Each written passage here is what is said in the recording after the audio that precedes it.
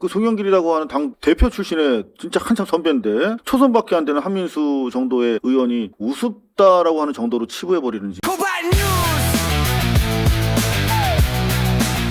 지금 조금 전 방송 들어오기 전에 발간된 여론조사인데요. 디타. 민주 지지층 김민석 57.6%, 네. 정청래 25.5%까지 6주 네. 사이에 확 벌어져. 벌어졌습니다. 지금 전체적으로는 32.8대 24.1인데 민주당 지지층으로 봤을 때는 더블 스코어가 나네요. 이거 어떻게 믿을 수 있는 여론조사인가요? 여기 보면은 RDD 100%, 전화 ALS 뭐 접촉률 31.8, 응답률 3.2. 응답률이 썩 높진 않는데 1,027명. 흐름을 볼만 하긴 합니다. 중도층에서 김민석, 정청래, 송영길 순. 대체로 뭐 이런 흐름으로 계속 나오고 있는데 추세는 이렇게 갈 것 같아요. 추세는 맞는 것 같아요. 좀 더 벌어졌다라고 하는 게 이제 핵심이죠. 저는 하도 정청래 당대표께서 김어준의 뉴스공장과 그 같은 방향을 바라보고 이 입장을 밝히시는 걸 목도했으니까요. 여론조사 꽃이 몇 주 쉰다고 하죠. 당대표 선거, 전당대회를 앞두고 나서 지금 만약에 돌리더라도 가장 활발하게 돌려야 될 시점이고 또 공표는 안 했지만 김민석 총리가 당대표 나갈 거야 라는 걸 사람들은 그럴 건가 봐 라고 확실하게 알고 또 행보도 그렇게 하시기 때문에 그렇죠. 이제는 행보를 하고 계시죠. 이제는 정말로 명확해졌는데 지금 사실은 돌리려면 돌려야 되죠. 돌리지 않을 때에는 격차가 본인들이 어떤 쉴드를 하더라도 채워지지 않는 그만큼의 간극이 나 있었기 때문이다라고 생각을 하고 그리고 그걸 아마 유시민 작가의 투입과 계속된 어떤 화력 지원 후에 갭이 좀 좁혀진 것 같아. 이건 극복이 될 수 있을 것 같아. 할 때쯤 여론조사 꽃이 만들어낸 결과를 알릴 것 같습니다. 네, 저도 뭐 그럴 것 같아요. 시기적으로는. 뉴스 공장이고 뉴스 간장이고 가네. 진보 진영의 최대 스피커는 김어준 유시민이 아니에요. 대통령이에요. 그렇죠. 대통령의 말이 훨씬 더 많은 유권자층한테 퍼지는 거고요. 훨씬 많이 보도되고요. 훨씬 많이 인지하지. 김어준이 뭐라고 했는지는 요 구독자들만 아는 거잖아요, 사실은. 그래서 저는 정청래 대표께서 사실 반명을 선언하는 것과 비슷한 이런 행보를 하고 있는데 어떻게 여당 지지자들의 표를 받습니까? 사실은 그 200만 명 거기 있는 구독자들한테만 그냥 소구하면 된다는 건가요? 그거 아니거든요. 이 여론조사는 아마 전체 유권자들 중에 표본 뽑아서 하는 거잖아요. 그러면 이 사람들은 그 김어준 뉴스공장 구독자만 있는 게 아니거든요. 당연히 대통령 흔들고 있는 상황이면은 저 사람이 다음 당대표 하면은 여당 정부가 난리 나겠네라고 판단하는 사람들이 굉장히 많은 거죠. 근데 저는 좀 이제 아무래도 보수적인 관점에서 네. 우려를 많이 하거든요. 이러다가 우리 서울시장 선거도 낙관한 가운데 뒤집어졌고 네.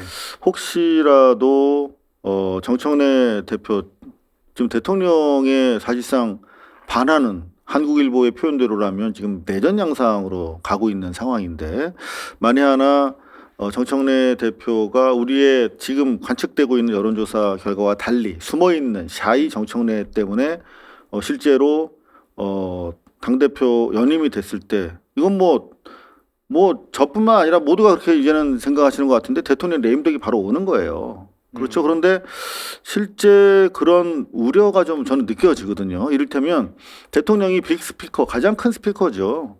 대통령은 뭐 직접 SNS까지 하시니까. 그런데 문제 뭐냐면 대통령은 정파성 없이 전 국민을 상대로 얘기하기 때문에 이게 특정 사안에 대해서 이를테면 뭐 당내 상황과 관련해서 얘기해도 콕 집어서 시원하게 얘기 못 하잖아. 네. 뭐 당무 개입이라고 또 막 협박하니까.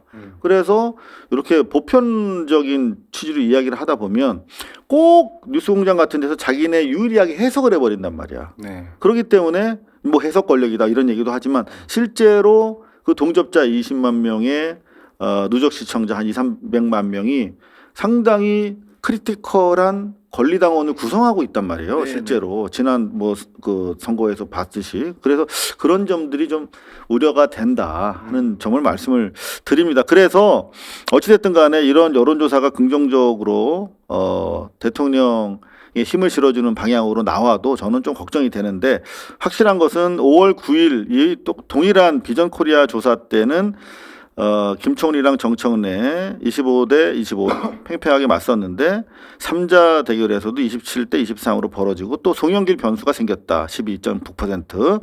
자, 이런 것들이 좀 다소 안심은 되는데 이 와중에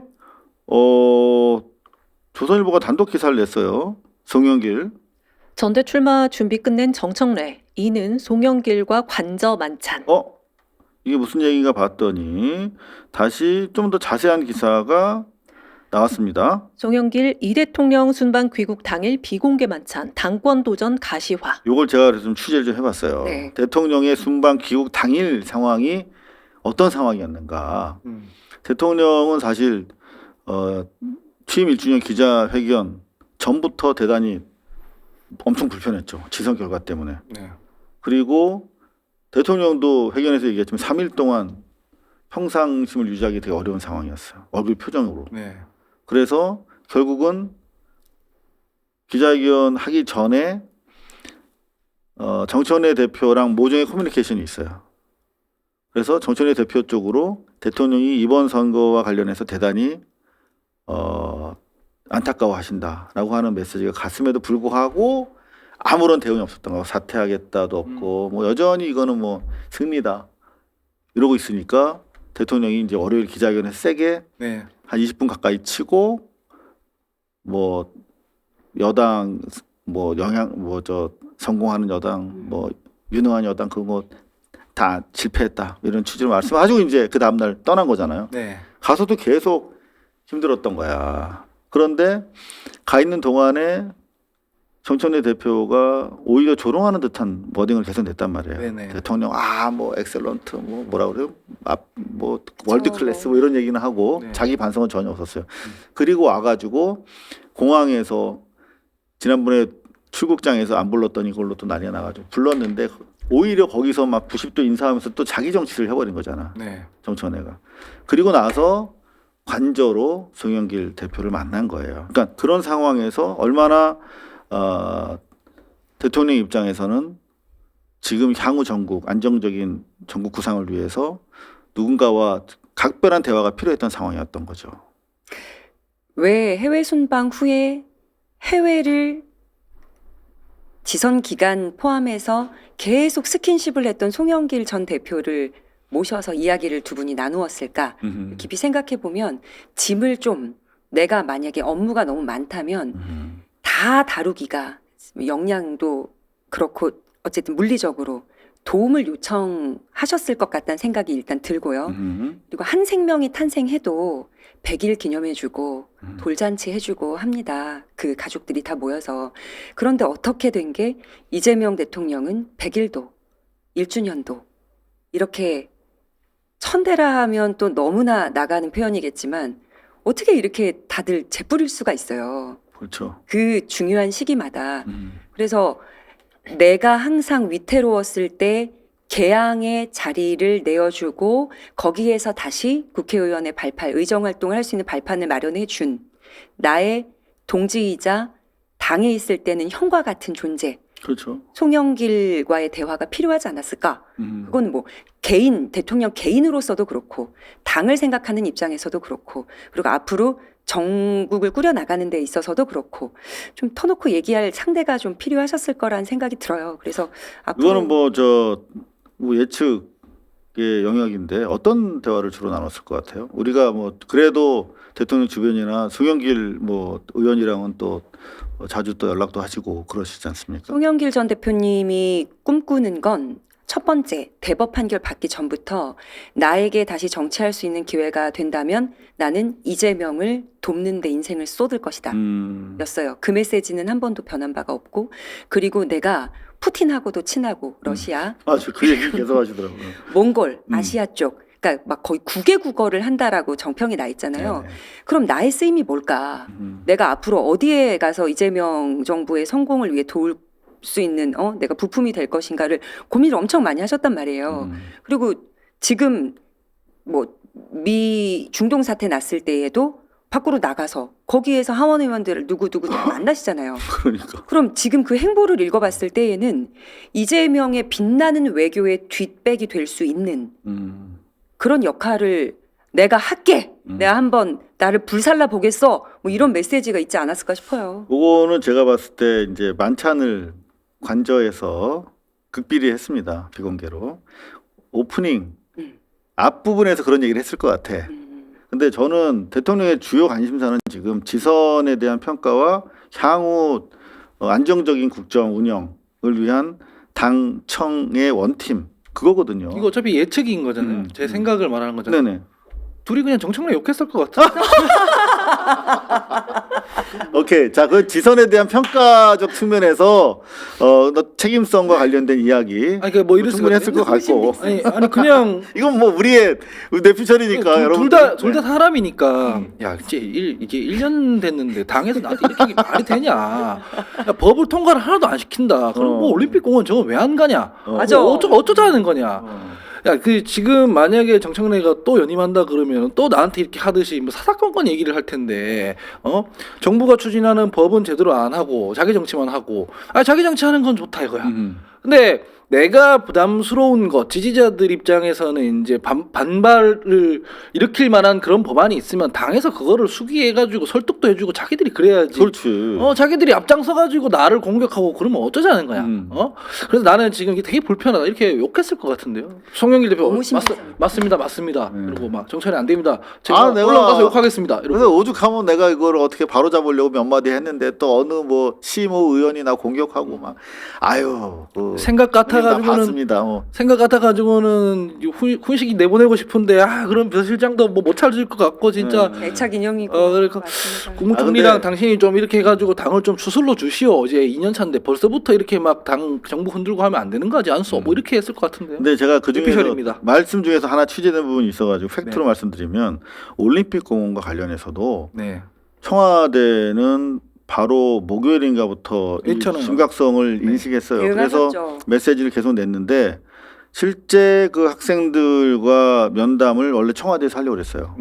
지지율에 지금 떨어지는 거 영향 받고 있거든요. 받고 그럼요. 있는데, 예. 그때 초장에 요거를 가르마를 잘 타야 되는 거야. 그러니까 옥석을 분리해가지고 저기 돌덩어리들은 그냥 부정선거 세력은 놔두고 네네. 진짜 이 순수한 쌀은 이게 걷어 써야 되는 거야. 네. 그거를 이제 청와대에서 준비를 하다가 김미서 총리 쪽에서 하는 게 좋겠다고 해서 사실상 뭐 김미서 총리 쪽에서도 준비를 한 건 맞는데 사실상 그쪽으로 넘겨준 겁니다. 왜냐면 청와대에도 그럴 만한 인재가 있죠. 음. 무기도 잘 팔고 기름도 잘 구해오고 기자들과도 굉장히 유대감 있게 넘지도 모자라지도 않게 정말로 정확한 전달해주는 인정받는 강훈식 실장이 만약 청년 그 대학생 뭐 회장 현 회장들이랑 만나서 얘기했으면 굉장히 스무스하게 결실을 봤을 거라고 저는 생각을 합니다. 근데 그걸 왜 청와대와 왜 총리가 나서 길까지 해야 되냐고. 네. 이거 진짜 국회의원 한 200명 가까운 민주당에서 몇 명만 가서 해도 되는 건데. 발을 동동 구르셨어요. 송영길 전 맞습니다. 대표님이 그렇죠? 광주 내려가고 전남에 이제 아버지 묘소 찾아가고 할 때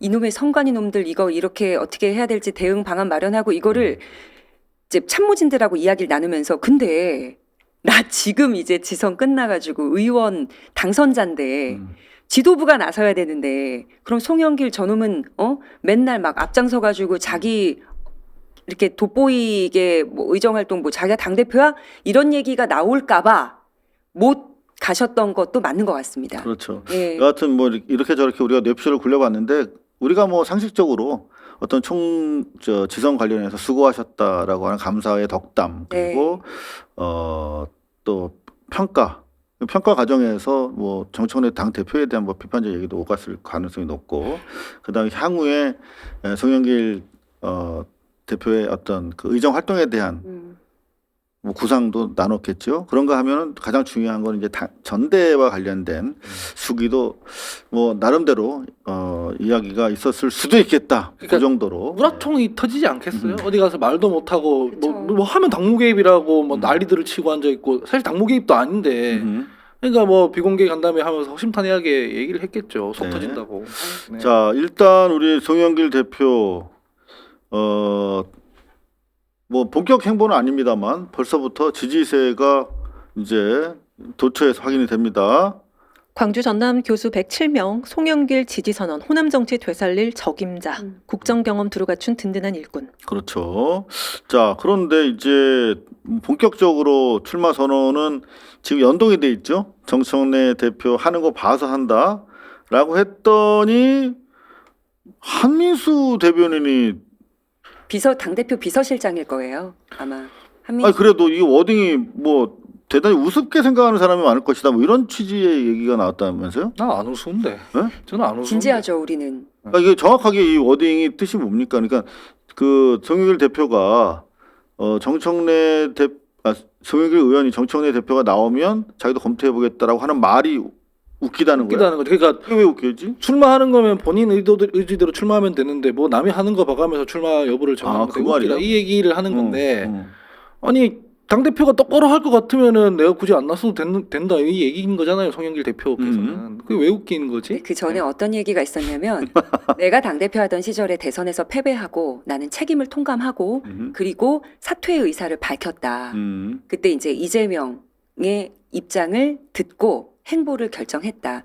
그러면 이번 지선이 이길 수 있는 곳에서 이기지 못했고 이겨야만 하는 곳에서 이기지 못했으면 이 부분은 당대표와 지도부의 책임인데 그렇죠. 왜 책임을 지려고 하지 않고 자꾸 분란을 만들어서 대통령 들이받니? 이 입장에 만약 출마를 결정한다면 내가 출마하마. 이걸로 가름한 것 같아요. 근데 그렇죠, 그 그렇죠. 입장을 한민수 비서실장이 많은 자기라고는 얘기하지 않고 많은 분들이 이 뜻을 우습게 여기시는 것도 같다. 근데 말이 너무나 저는 정치적 언사가 과거에 우리가 거의 저랑 비슷한 수준이네요.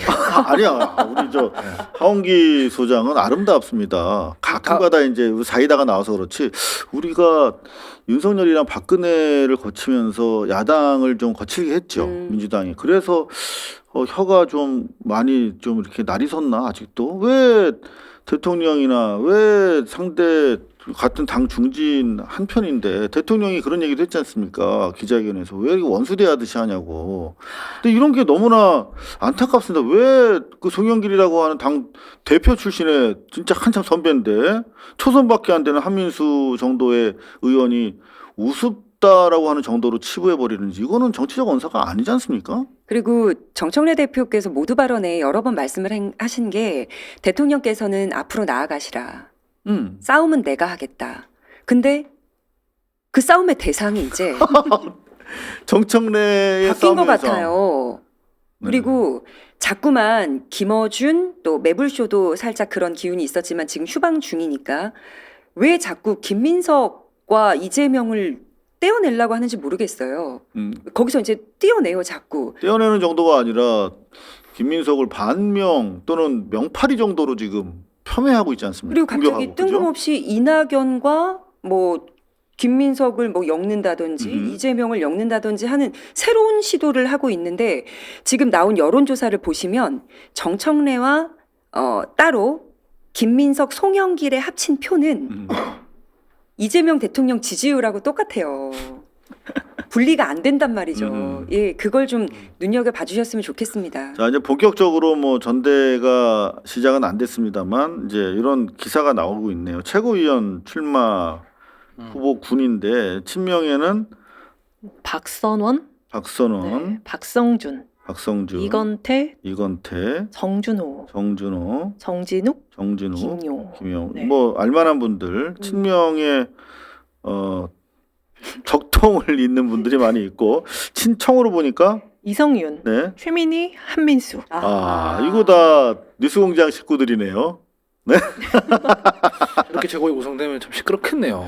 그 뉴스공장이 그러면 아예 스튜디오를 민주당으로 옮기겠네. 최고위로. 아니, 근데 어떻게 정민철 기타로 분류될 수 있죠? 그래서 나 사실 웃겨서 정민철 셀커한테 제가 연락을 했어요. 예. 보여줬더니 제가 왜 거기가 있나요? 그래도 네. 이름이 올라서 참 합니다. 네, 다행입니다. 근데 뭐 이쪽에 공간이 없어서 아래로 뺐나? 옆에 김용 부위원장 옆에. 여하튼 정민철 셀커 여러분들 관심 가져주십사 해서 가져왔고요.